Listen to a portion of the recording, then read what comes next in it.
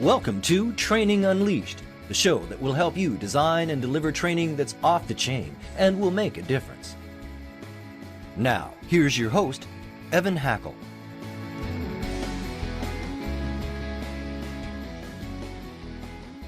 Hello, everyone, and welcome to an exciting edition of Training Unleashed. Just a little bit of a tip here. We're going to be talking about Indiana Jones today, so it should be a lot of fun.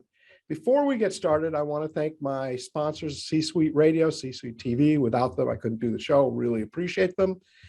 Today, I have Nancy Murphy. She is the founder and CEO of CSR Communications. Nancy, what in the world does Indiana Jones have to do with your topic, which is change management and successful change in business? Wow, Evan, you just dive right into Oh yeah, we're going to go right to it. Dive right into the conversation. I love it.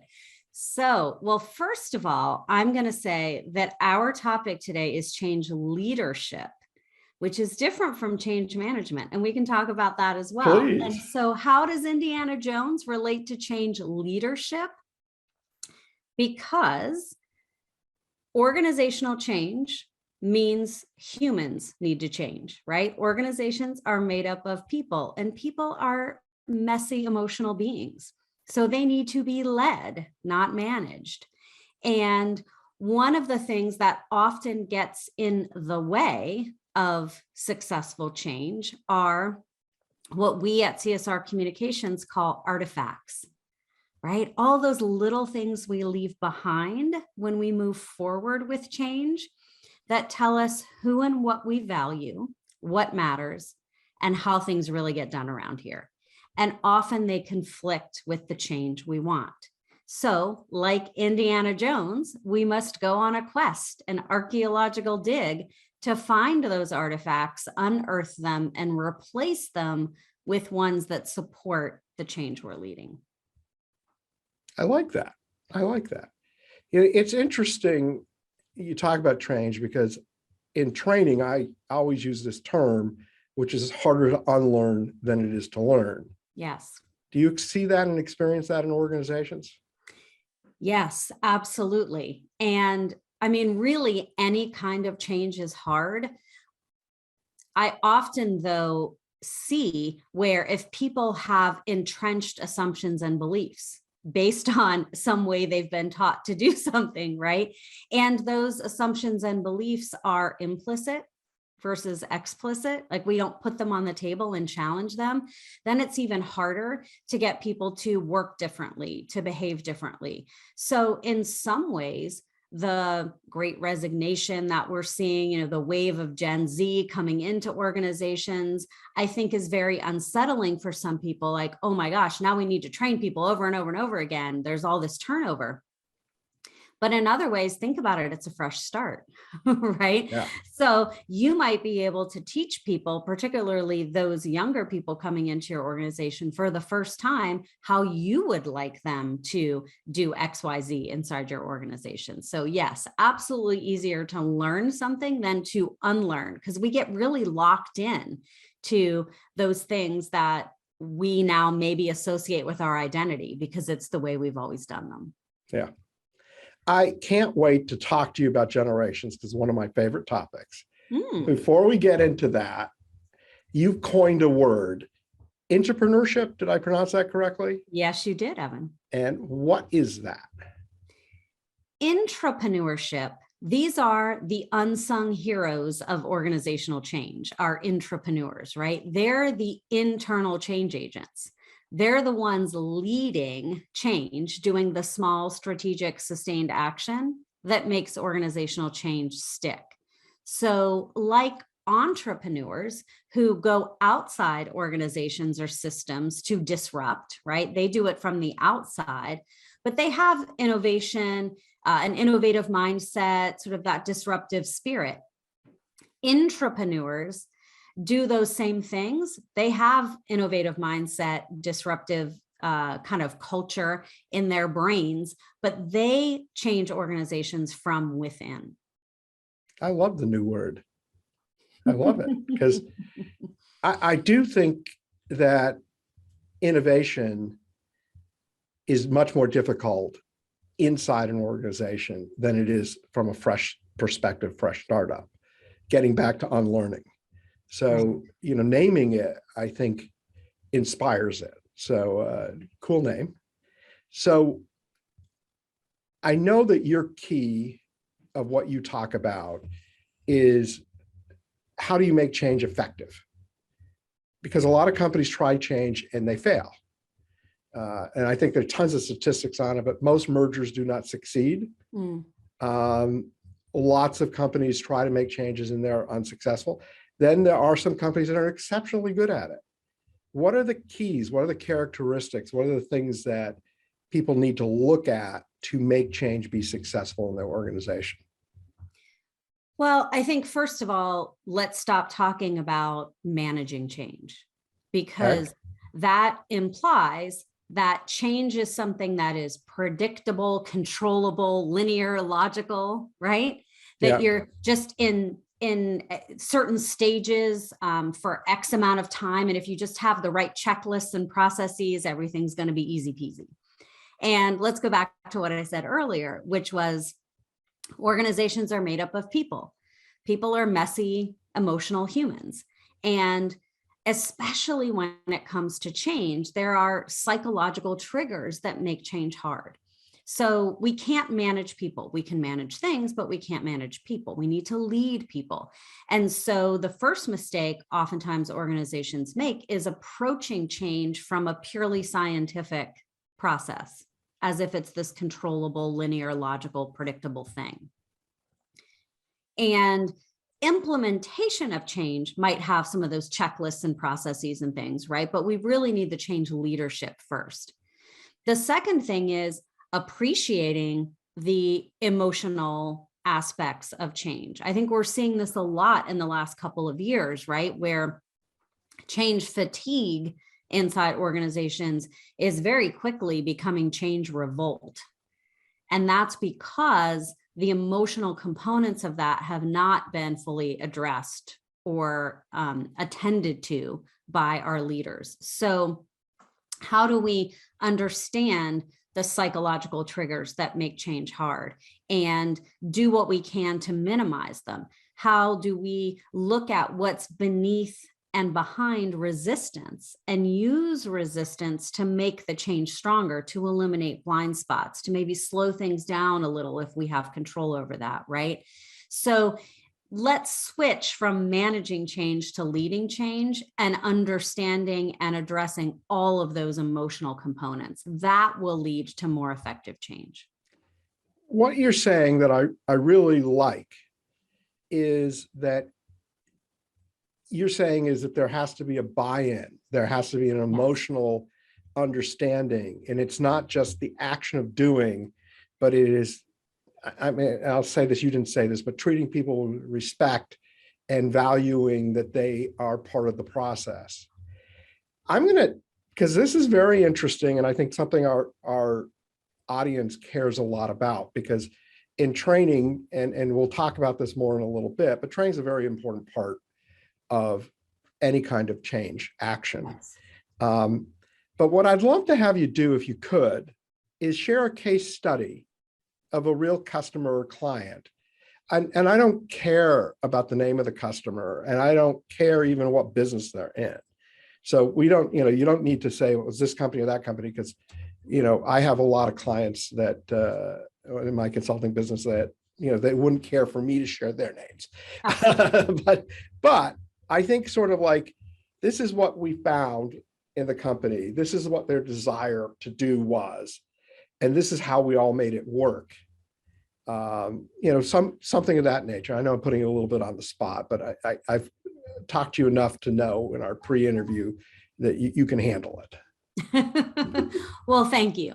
Well, so let me give you a couple of kind of tight examples that will highlight some different components of what we've talked about. So we worked with a global nonprofit organization that was struggling to retain women leaders. And so women would get to a lot of the staff in this organization were women. Most of the senior leadership team were men. women would get to a certain level inside the organization, they would about to get promoted and they would leave. So the organization started a mentoring program and appointed a gender council to advise the CEO. These things probably sound familiar to some of our listeners. Those weren't working. We came in with our proprietary artifacts excavation process and a couple of things that we unearthed. So these will be good examples of some of those things that send subtle signals, right? That are in conflict with what you say your goal is. So just a couple of the things we uncovered. The start of every staff meeting included shout outs that all sounded something like, Evan, huge thanks to you and your entire team for working around the clock last week on that big proposal. Or leadership, executive leadership team meetings that were at 7:30 in the morning. So the subtle signals that these women were getting were that, whoa, to be an executive in this organization means I have very little control over how many hours I work, what time I start my workday. And that's going to conflict with my ability to meet my family obligations and my professional obligations. And the best part, to fix those things, right, didn't cost a dime or require any special authority. You just change what we often call glory stories, right? What are those things we celebrate in our organizations? Those send signals as to what matters and what we value. So you can change the stories, you can change the shout outs. So instead of, hey, Evan, huge thanks to you and your entire team for working around the clock last week on that big proposal, it could be, hey, Evan, congratulations to you and your team for deciding not to go after that proposal because it was going to mean you had to work around the clock. And you put in place a new process instead that gives us an earlier signal when those RFPs are coming out so that we don't have to have a crunch time, right? So you can celebrate different things. Not that every once in a while there won't be a need to work around the clock, but when it's every week, that's what's getting celebrated, you can see it sends a mixed signal. Definitely can see it sends a mixed signal. And for the record, speaking for myself, as a man, I don't want to work around the clock either. No, of course not. Of course not. It's just different kinds of pressures, right? Different kinds of pressures. So yeah. and I think you're highlighting an important thing, because what management rewards in acknowledgement is a huge impact on what people do. And it's sometimes very hard for people to make those changes. And I'm going to use this as a great way to pivot, because generations make a big difference in the workplace. And, I'm a baby boomer, and people that listen or watch the show know I talk about Bewitch all the time. And in Bewitch, the character Darren works for Larry Tate. And whatever Larry says, he does, which includes working around the clock, crazy things, unbelievable things that no one in their right mind would ever do. But because Larry asked, Darren would not dare question it. And the younger generations, though, are quite different. And you were mentioning something to me in the pre-work, which I thought was profound, which is Gen Z is graduating college this summer. So why don't you share your insights on younger generations and in the impact and change that they are having and will continue to have in the workplace? Yeah, we're doing a lot of work with organizations right now on the implications for Gen Z coming into the workplace in a significant way, really for the first time this summer, and then exponentially growing, right? And so there are lots of ways that Gen Z is going to change our organizations, and I think for the better. So number one, they have very different expectations when it comes to communication, frequency of interaction with their supervisor or manager, right? So as training professionals, think about how do you maybe need to train supervisors and managers differently in terms of how they should expect to interact with their employees, and how are they scheduling check-ins, and what kind of listening skills and communication skills do they need to have? What are we taking off their plates so they have time for more of that interaction, right? Secondly, Gen Z has a very high expectation that their employers will invest in their training and professional development. So, good news, training professionals, there's going to be more demand for what you can offer and what you deliver. Now, the challenge becomes for you, is your organization willing to invest in your team to be able to deliver that training to meet that expectation? The other area where they're going to have huge impact, the third area, is around expectations for social and environmental commitments and practices, diversity and inclusion, equity in the workplace.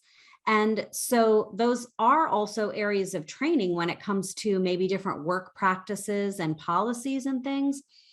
And if organizations can't meet those demands or those expectations, we know what the talent acquisition challenges are right now, what the people challenges are right now, right? So these folks, more so than when millennials graduated from college with similar value sets, right?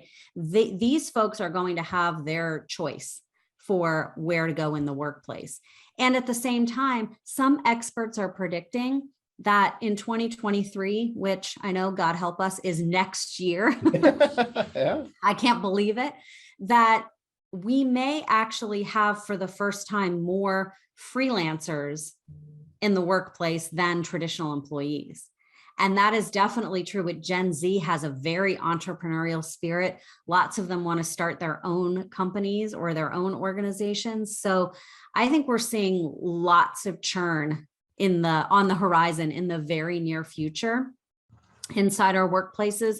And that's going to call on training and learning and development professionals to not only deliver training differently and deliver different training, but also be change agents themselves inside their organizations so that you can convince leadership, right, to adapt to the needs of this new generation of workers.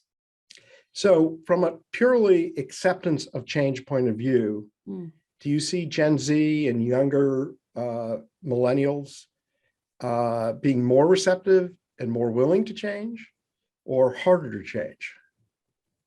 So I'm always a little cautious to make, sort of wide sweeping generalizations when it comes to change, because even those of us who like to proclaim, oh, I'm so open to change, I love change, I'm all about change, right? And I work with a lot of leaders who describe themselves that way. They're these intrapreneurs, right, inside organizations. We all have some area of our lives, I guarantee you, where we are resistant to change or less open to change. So that said, Gen Z has experienced more change in their young lifetimes than probably anyone else. The pace of change is accelerating and will never again be as slow as it is today. So if you think you're freaked out by how much is changing and how fast things are changing today, buckle in, because it's only going to get faster and more, and there's going to be bigger change faster. So I think these folks, just sort of like we talked about, I think millennials being really the digital natives. So, I think these folks are more open to change generally. And that said, there will be components where some areas of their lives where an individual will be more resistant to change than others. Yeah, I have noticed that people, generally speaking, are resistant to change. Yes. Particularly change for the better. And it's a very hard thing for people to embrace. And when you were talking earlier, you were talking about the importance of, I'll call it, winning the minds of people, that it's not just, this is what we're doing. It's, this is why we're doing it. This is why it's important we're doing it. This is the expectation, and, et cetera. How does training play a part? Yeah.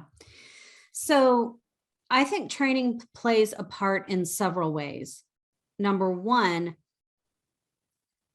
once we understand the core skills and mindsets of effective change leadership, which we know what those things are, and many of them are trainable.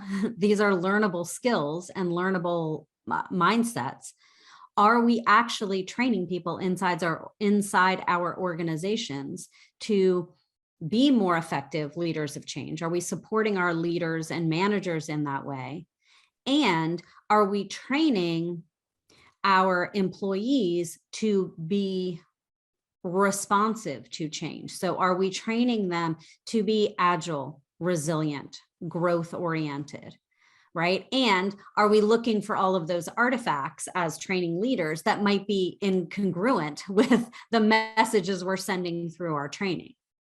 So if we say we need you to be growth oriented and agile and resilient, and we're going to give you all this training to support your development in that area, yet other things inside the organization do not support resilience or agility, they're very rigid processes, for example, then that's going to be problematic. But we can support leaders to lead change effectively through teaching communication, through teaching power mapping inside the organization and understanding stakeholders, through teaching them to see resistance in a different way, to understand the different types of resistance and how to overcome them, to teach them to see the psychological triggers that make change hard, and to be able to mitigate or minimize the impact of those psychological triggers.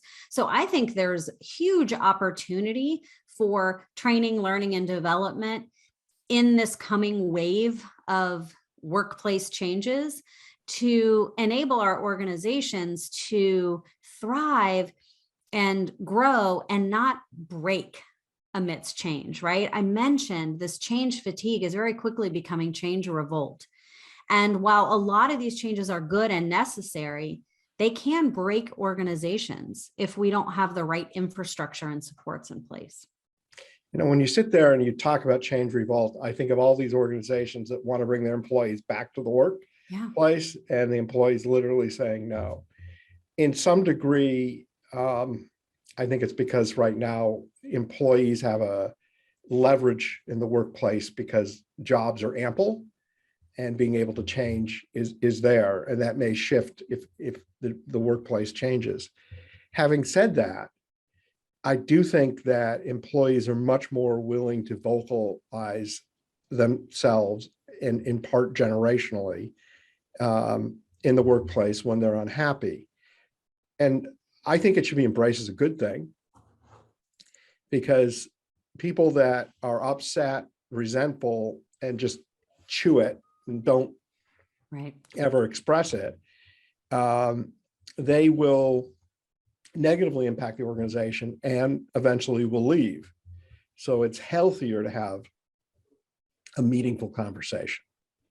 Yes. One of the things that I work with leaders on all the time is to flip their perception of resistance. Because as long as resistance is overt, we can do something about it, right? We can see it, we can learn from it, we might actually, there are oftentimes great benefits to resistance. If we think about it like strength training at the gym, right? Resistance can make our ideas stronger, can make our organizations stronger. What we don't want is covert resistance, that sort of under the gossipy, the intentional undermining, the sabotage. I mean, we see a lot of that in organizations. I was telling a story the other day of an organization. This was several years ago now. The employees had experienced so much change and so much religion morale was awful. And a whole bunch of new employees came in as part of a new leadership change. And there were people urinating in the stairwells. That was their way to express their frustration, anger, resentment. So there were so many things that the leadership team there could have done before it got to that point. That's an example of change revolt. That is covert I mean, it is very overt resistance in a way, but it's not productive resistance, right? And so we want to prevent that. And if we can flip our mindset about resistance where we welcome it and we don't squelch it. I was talking with a C-suite leader yesterday who was telling me that in her company, they just hired a head of employee activism. I mean, how cool is that? I don't know exactly what this person's job is going to be yet and how that's all going to play out. But, that to me is saying we're not squelching the Gen Zers coming in who are demanding that we behave more environmentally responsibly, or that we have greater equity or diversity amongst our senior leaders or board or whatever, right? They're actually facilitating that and facilitating productive, healthy conversations inside the organization. So we're playing the time thing a little long here, but I have one question before we get into your company, all those good things. I want to talk about Prechange. I want to talk about what do companies do before they make a decision to change to make change more successful? Well, I think getting super clear on the why, right? Because mandates, we were just talking with a construction company the other day, was talking about new mandates coming down. And I don't think the why was clear. And they probably weren't ready to articulate that why to their team members yet. And so getting super clear on the why, doing as much as possible to anticipate which groups inside the organization are probably going to have the kind of overlapping absorptive capacity of different parts of the change first, and making sure that we don't overload them. Looking at where doing lots of mapping. We have lots of layers of maps that we do inside organizations with clients. So looking for where those formal and informal power centers are, and how do we maybe get some folks on board to be change champions to do the ripple effect, right? How do we understand where the biggest triggers are likely to be in terms of threats to status or certainty or autonomy? And how do we plan to mitigate those, right? So there's tons of groundwork that we can lay to sort of get really smart on what's going to go wrong. And this is where you can bring in some of those what if-er resistors, right, to do that scenario planning. But if you're not clear on the why, and you're not clear on your own commitment to the change as the most senior leader in that process, it's not going to work. Very good point. So Nancy, you're very bright, very clearly understand this topic well. I'm sure some of our listeners would love to know, what does CRS Communications do, how they can reach you, etc. So tell us a little bit about your company. Yeah, so CSR Communications works with socially conscious businesses and mission-driven organizations to achieve their next big initiative to rapidly expand their impact. And we do that through strategy, transformation, and development, through key messages and communication, and through re-energizing change journeys, right? Because so many times change is a de-energizing thing inside organizations. And so if folks are curious to learn more, they can find us at csrcommunications.com, or I'm very active on LinkedIn, Nancy A. Murphy, and I love to connect with people there. That's fantastic. Can you tell us a little bit more about the type of customers? You talked about socially conscious, but are they, do you work, 100 and less, 100 to 1,000? What or all? Yeah. I mean, some people do work with all. Yeah. I would say our sweet spot, well, we've worked with global companies and global NGOs, and on things from eliminating single-use plastics or incorporating more sustainable business practices generally, to helping them see the artifacts getting in the way of their diversity, equity, and inclusion efforts, right? To board development or strategy for foundations and nonprofits that are kind of at that mid to large size. For smaller organizations, we have a lot of free tools on our website, and we spread the word and share our expertise through things like podcasts and webinars. So I certainly encourage those organizations to reach out to us, because we can provide a lot of tools and tips for free to organizations that Hoping have they some more budget. grow so that you can then help them for a fee. Yeah, or That's a we good- get that's the a good change we way. want in the world. So That's that's okay. I'm good with that. So I know you have an offer for our listeners, and I'd love to have you share that. Yeah, well, again, a free offer for those who are maybe early on their intrapreneurial journey or want to learn how to be a more effective internal change agent. We have something called Ingenious, which are weekly actionable gems for influential entrepreneurs. They're tips, tools, and techniques for leading change, all consumable in 2 minutes or less, because who has time for more than that these days? So you can sign up on our website at csrcommunications.com/weekly. Very nice offer. Thank you. And I love the 2 minutes or less. It's kind of cool. Nancy, as you know, and our listeners all know, if you had one tip to share with our audience, what would that one tip be? I would say that remember, starting change with grand gestures and bold proclamations can be easy, but it's the small, strategic, sustained action that makes organizational change stick. So how are you going to be that leader of small, strategic, sustained action to make your organizational change stick? Really great, insightful point. Nancy, I want to thank you for being a guest on the show. I want to thank all my listeners. Without you, for sure, this show wouldn't be possible. And of course, I want to thank the C-Suite TV and radio for their support. Everyone have a great day. And again, thank you, Nancy. Training Unleashed is brought to you by Tortal Training, specializing in e-learning and interactive online training solutions for corporate, government, nonprofit, and franchise organizations. Tortal makes effective training easier. Just go to tortal.net to gain access to real-world tools that can make a difference. That's tortal.net. Tortal, tortal.net.